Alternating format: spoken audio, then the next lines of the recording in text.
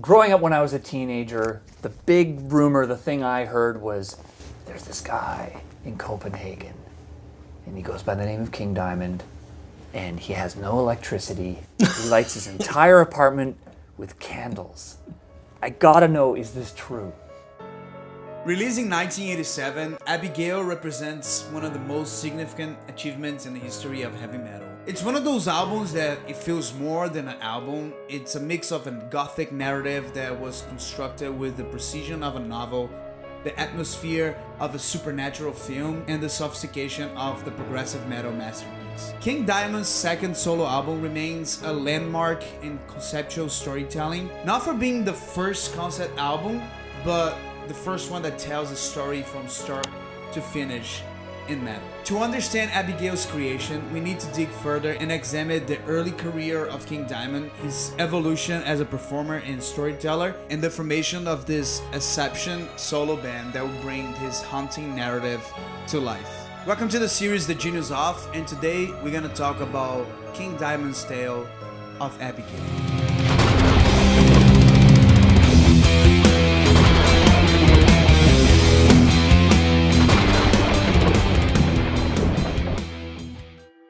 King Bandis Petersen started to get notorious from the Danish heavy metal underground in the late 1970s and early 80s. He played on local bands like Brainstorm, Black Rose, and when he joined the punk metal band Bratz, it was when he met Hank Sherman. The two were soon asked to help Michael Dinner, also formerly a member of Bratz, with his own project Danger Zone. This band included Tim Henson, and later that embryo would become Mercyful Fate. They achieved international attention as the band that was part of the first wave of black metal in the early to mid 80s, alongside bands like Venom and Battery, which would be bands that would be crucial influences of the development of extreme metal genres. During his first 5 years with Mercyful Fate and the release of the first two albums, Melissa from 1983 and Don't Break the Oath of 84, both of them with Roadrun Records, King Diamond began to refine several artistic traits that foreshadowed the ambitions of his solo work. A fascination with supernatural, interest in theatrical presentation, and an emerging desire to create coherent, extended narratives rather than isolated lyrical themes, with examples of early songs such as Melissa and Come to the Sabbath, which was like a hint of broader storylines ideas for songs. In spite of their reputation as one of the most acclaimed bands of the European heavy metal scene of the 80s, like many bands of the scene, Mercyful Fate was the subject of many controversies, most due to the satanic image, which ended up helping Diamond's identity to craft a project centered entirely around his artistic priorities when the band disbanded in 85 because of artistic disagreements. What actually happened to Mercyful Fate? Why did they split up? We split up on the 12th of April, the day after we played our last gig in Copenhagen. Yeah. Mostly due to an unprofessional attitude from certain members of the band. I see. You know, the kind of stage clothing. Somebody didn't want to do the interviews and in-stores that I needed to make a career, and dressed up too funny, you know, like short trousers and stuff. It didn't fit in with the show. But most important was the musical side of the whole thing, because the former guitarist Hank Sherman, who used to write most of the songs, he came up with new material which had nothing to do with Mercyful Fate at all, and he insisted on getting on the next album. It was pure pop music, and I wouldn't put my name to that.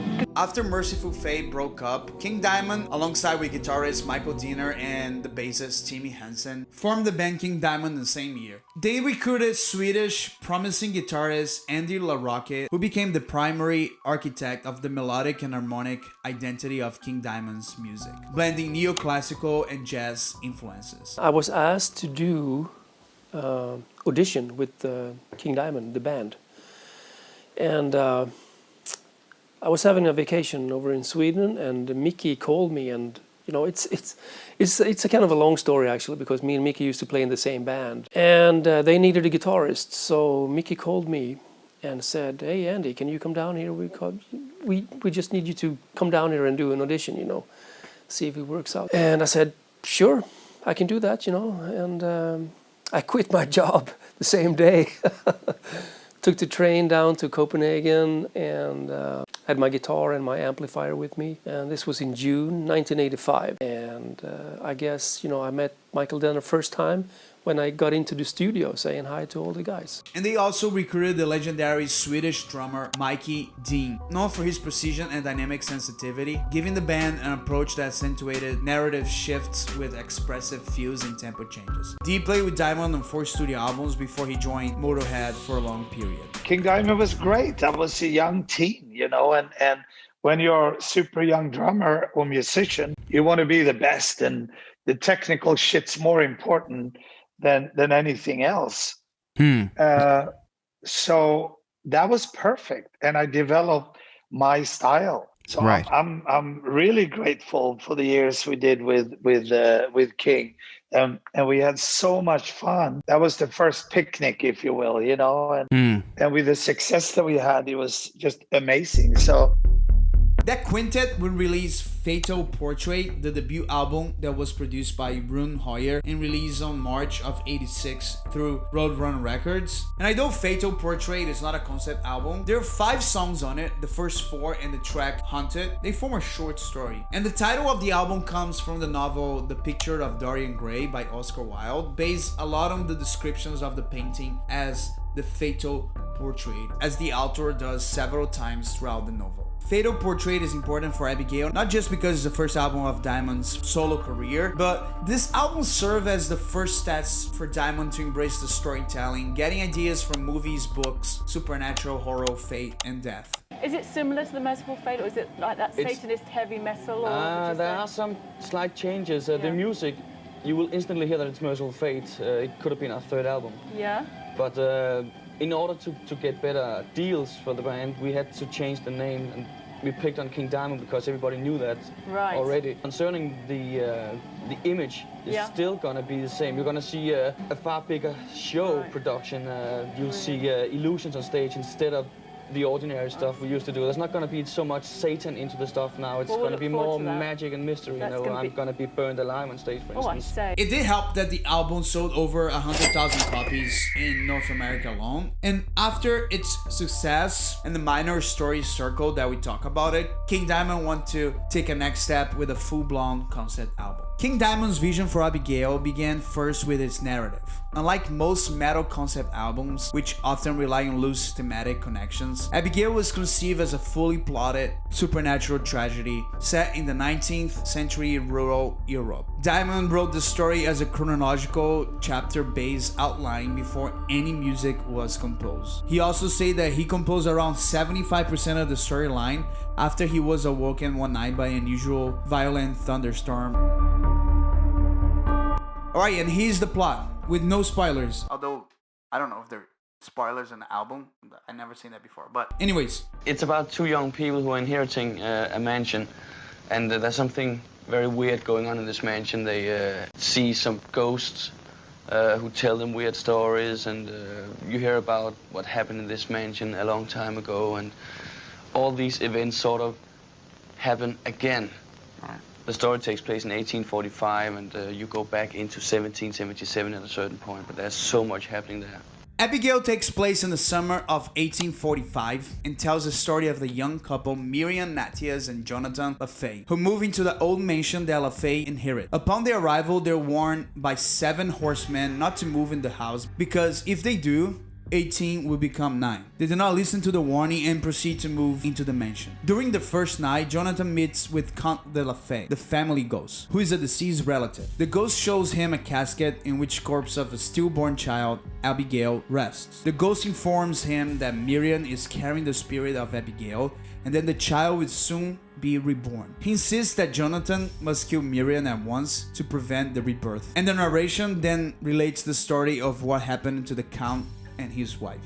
It's a storyline that incorporates themes of reincarnation, betrayal, family curse, and the inescapability of destiny, with elements drawn from European folklore, gothic literature, and classic horror films. With the story established, the band approached the composition and recorded the album between December of '86 and February of '87 at the Soundtrack Studio in Copenhagen, Denmark. Before we talk about tracks and a couple of passages of the album that I think are very interesting, we have to talk about Diamond's vocal performance that was particularly shaped by this cinematic approach. His various registers like a falsetto, mid-range, growl, whisper were assigned distinctive narrative purpose, basically portraying every single character. Characters were voiced with different vocal techniques, creating a theatrical dimension without relying on external actors or spoken narration. He basically plays everyone: Miriam, Abigail, Jonathan, the horseman, etc. The production aesthetic emphasized clarity and drama with key elements that included prominent guitar layering to evoke spatial depth, careful drum mixing to emphasize movements and action, atmospheric sound design to enhance gothic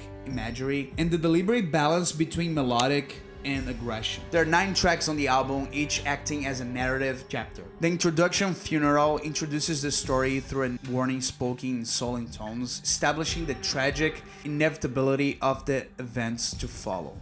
We are gathered here tonight to lay to rest Abigail LaFay, whom we now know was first born dead on the 7th day of July 1777. The inspiration for the day, the 7th day of July 1777, actually came from a real-life grave marker. I made up the whole story myself. There's one thing though that I borrowed. There was an American fan who sent me a photo of a gravestone, and there was a girl called Hannah Alsop who died 7 years old on the 7th day of July 1777.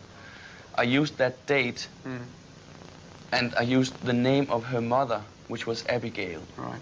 I used that in the story. The person in the story is a stillborn baby. Arrival follows Jonathan and Miriam as they reach the mansion with a great introduction riff. We know you have come to inherit what's yours, the mansion. Take your advice and go back on this night.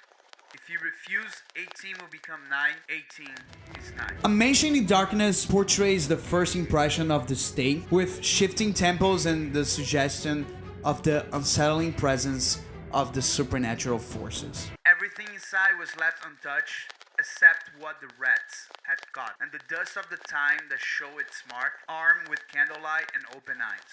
Through the dark, they fought their way, till every room was lit again, and the house began to breathe. It seemed to be alive, yet the house began to breathe. Alive. The track The Family Ghost, with another great introduction riff, reviews the history of the LaFay bloodline with melodic guitar passages and some ghost impersonations by Diamond, like his laughs and growls. The track The 7th Day of July 1777 has an atmospheric and acoustic intro and serves as a historical flashback recounting the original death of Abigail and providing essential context for the curse. Count de LaFay uncovered his cheating wife, 9 months of loving and sharing. Oh, it was a bastard child. Omens with a groovy beat and a melodic chorus highlights the increasing warnings and premonitions surrounding the couple. And following with my 2 favorite songs of the album, The Possession and the song titled Abigail. The Possession intensifies the narrative as Miriam becomes overridden by Abigail's spirit, with chaotic rhythms reflecting psychological collapse. Speaking with different tongues, Miriam was eating alive from inside. Again she said, "I'm having a baby, my love." But it wasn't love. Oh no, she was possessed. The title track, Abigail, with the monstrous intro riff, narrates the climatic confrontation between Jonathan and the possessed Miriam. Abigail, I know you are in control of her brain, and I know that you are the one that's speaking through her. Abigail, Miriam, can you hear me? I'm alive inside your wife. Miriam's dead, and I'm her head. I'm alive inside your wife. Miriam's dead, and I'm her head. Abigail! And finally, the epic and last track, The Black Horseman, concludes the story with a somber, mournful atmosphere narrating the destiny of Jonathan, Miriam, and Abigail. The pain of labor was so strong that Miriam died. The final scene was a pair of yellow eyes. You can still hear her screaming if you're walking the stairs in July. Riding from beyond, the 7 horsemen would arrive before the dawn, servants of the Count when Abigail was born the first time. Well, we should mention this because in the past, particularly I think on Mercyful Fate records, you sung about Satan and the devil, call it what you will, but Abigail is more of a horror story. Has that been a conscious move away from talking specifically about the devil? In a way, you know, a lot of people have misunderstood this all the time. They still misunderstand this word, and that's why we took the word away already with the former album, Fatal Portrait. So this time we just, you know, it was like a big challenge to me to write a full story for an album, because I've never done that before. This is the biggest thing I've done lyrical-wise. Right. So it was like a challenge, and again, I think that it'll go easier across as well to the audience because they know that this is a fiction story. When you look into the creation of Abigail, one of the coolest things is just not how many different influences King Diamond pulled together. And I'm not talking the usual, like, of course he likes horror movies and metal, but I think he dig way deeper, and the final product definitely shows. He was massively inspired by old Scandinavian and Central European folktales, and those legends sort of shape a lot of the album's vibe. He took a lot of classic gothic novels with the big dramatic stuff from the 18th and 19th centuries. Haunted states, tragic women, old secrets hidden behind the door, big castles, all that kind of stuff. And visually, I think he was totally into Hammer horror films, like Horror of the Dracula from 58, The Phantom of the Opera of 62, and The Curse of Frankenstein from 57, etc. With all this moody castles, coral lights, thunderclaps, and over-the-top atmosphere. And I think he also went even older than that into the silent era horror from Germany and the Scandinavia, where everything is shot in shadows and weird angles, and you can kind of see these influences when listening to the album. The album definitely plays like a movie in your head. What is for me the most amazing part of the album, apart from the amazing songs, amazing riffs, singing, etc., is that he didn't copy any specific story from these influences. Instead, he blended them all and turned into something new, in a new type of classic gothic horror filtered through theatrical heavy metal. At that time and still today, Abigail ends up feeling both old and modern at the same time, which is a big part in why it works so well. The cover art also works really well, created by the acclaimed artist Thomas Holm, who had previously collaborated with Mercyful.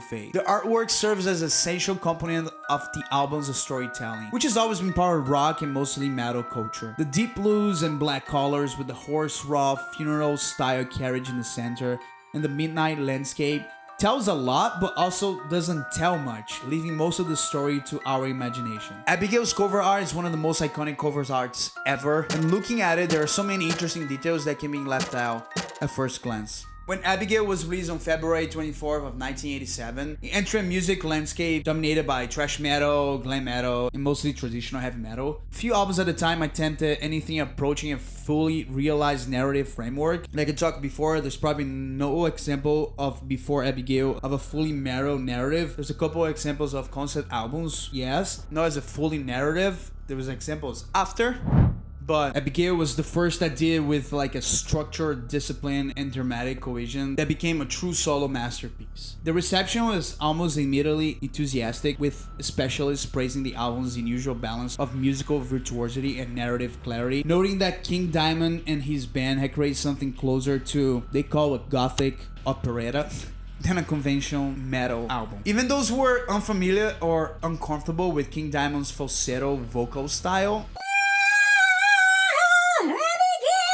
and I include myself here, I wasn't a big fan of his vocals for a long time. For a long time I avoided especially his solo career. Also praised the album. And I think it's important to say that Abigail demonstrated that heavy metal could sustain and benefit from the same structural integrity associated with classical compositions, progressive rock, and narrative literature. The album had sold 175 copies in North America alone, and also performed strongly on the charts in Europe and Japan. Become one of those rare records that grew steadily in influence year after year, its reputation expanding as new generations of musicians discover the album. Bands like Ghost, Opeth, Cradle of Filth, and many others adopt elements of King Diamond's approach with character-driven narratives, layered vocal arrangements, baroque flourishes, and an elaborate concert stage. The album solidified King Diamond not only as a vocalist and performer, but also as a visionary and creative force. While Mercyful Fate had already achieved cult acclaim, Abigail propelled him into international recognition. His image, his theatrical live shows, and persona became almost impossible to forget, even for non-metal fans. I might go a little far over here, but he's one of those guys that you can dress up as Halloween, and I think 80-90% of people would know who he is, even though I don't think they ever listened to a King Diamond or a Mercyful Fate song in their life, but it might be only my circle of friends, so. Nearly 4 decades after its release, Abigail continues to stand as one of the most ambitious and best artistic statements in the history of music, not only metal. A testament to the power of vision, storytelling, and musical craftsmanship. For many listeners, it remains the definite King Diamond album and one of the most important conceptual works in metal. He did release other full concept albums like Damn, Conspiracy, and even the follow-up album Abigail to The Revenge in the early 2000s. His live shows and live theatrical performances are stronger than ever, but I don't think he ever topped the original one. But that's a story for another video, I guess. Thank you so much for watching this video. I appreciate everyone's support. Let me know in the comments what you think about Abigail's legacy, King Diamond's legacy, if you agree or disagree with anything I say throughout the video. Put down what's your favorite song from Abigail, and maybe what's your favorite King Diamond album after Abigail, or if you like another album more than Abigail. Again, I appreciate everyone's support. Don't forget to like, subscribe, share, comment, and I'll see you in the next video. Take care. When you look at the discography of King Diamond, what album is the one that's dearest to you? Abigail is one of my favorite albums because we did a few tours before we recorded that album, and we kind of got together as good friends, and we knew each other as musicians, and we just had a great feel on that whole album. You know, I mean, the atmosphere and everything was just the good atmosphere we had together as a band at that time is just captured in that album, you know, together with the great story, the great lyrics, and the music. I mean, if you going back and listen to it, I still, you know, get goosebumps sometimes, you know, listen to it. Wow. Because I remember the feel, the overall thing we had at that time, you know.